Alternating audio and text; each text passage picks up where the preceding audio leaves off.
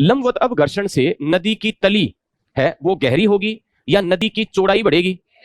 तली की गहराई है वो बढ़ेगी। तो नदी तल है या नदी की तली है उसकी गहराई में वृद्धि होगी। कौन से अपघर्षण से? लंबवत अपघर्षण से। ये बात समझ में आ रही होगी। अब जब नदी है वो पहाड़ी इलाके में प्रवाहित हो रही है और तेजी से प्रवाहित हो रही है तो जो कंकर पत्थर चल रहे हैं वो नदी की तली से टकराएंगे। अब टकराने की वजह से कई जगह तली में छोटे छोटे गड्ढे बन जाएंगे और ये जो गड्ढे होंगे ये सकरे होंगे। कैसे होंगे? सकरे। सकरे क्यों होंगे? इस वजह से क्योंकि एक बार टकराए, टकराने के बाद में ढाल ज्यादा था तो आगे चले गए।